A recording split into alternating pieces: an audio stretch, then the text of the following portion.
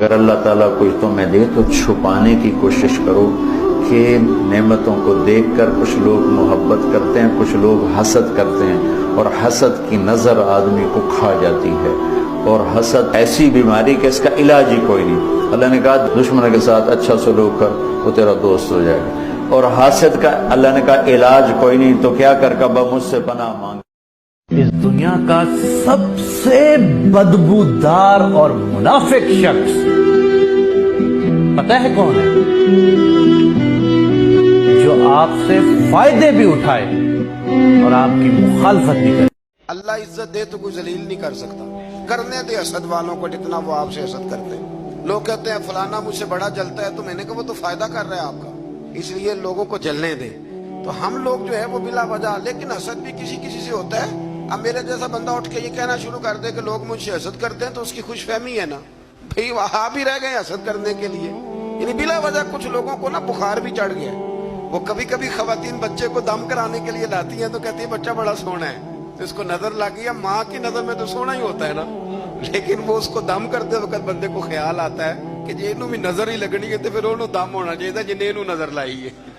दम तो उसको अब होना चाहिए कि जिसने इसको नजर लगा दी, लेकिन अम्मा की नजर में तो बेटा चांद ही होता है ना।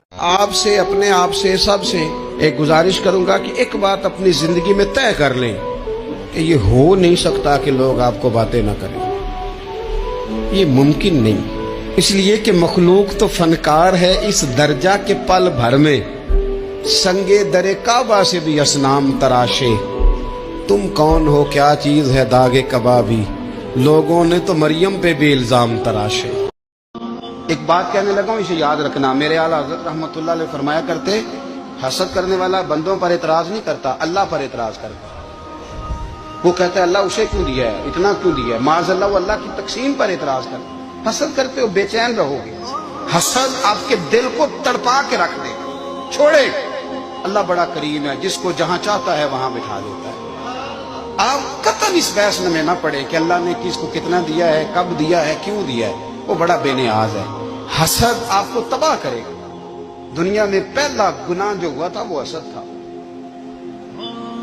इबलीस ने हजरत आदम से हसद किया, कहने लगा मैं बेहतर हूं, सरदारी इसको मिल रही है, तो ये तो अल्लाह को पता है ना किसको देनी है।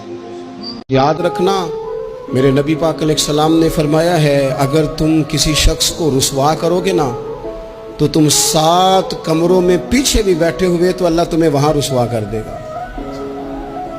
कभी ये काम ना करें। अल्लाह की तकसीम पर राजी रहने वाले लोग हसद नहीं करते, और जो हसद करते हैं तो वो अल्लाह की तकसीम पर मुतमिन नहीं है, इसलिए फिर वो चुगलियां भी करते हैं, वो साजिशें भी करते हैं। और जो बंदा चुगली करने वाला है, जो साजिशें करने वाला है, ऐसा बंदा रिलैक्स नहीं रह सकता। आम तौर पे वो ये कर रहा होता है कि मैं दूसरे को डिस्टर्ब करूंगा, दूसरा डिस्टर्ब होता है नहीं होता, वो इसको जूते पे भी नहीं शुमार करता, लेकिन ये बंदा अपने अंदर अंदर रोज मरता है, रोज जीता है, इस अजाब में ये मुब्तला होता है ना। यकीन करें, जिससे बंदा हसद कर रहा होता है उस बेचारे को शायद पता भी ना हो। बेनस्ले लोगों की सबसे बड़ी निशानी, तुम उसे जितनी इज्जत दोगे वो मुनाफिक तुम्हें उतनी ही तकलीफ देगा।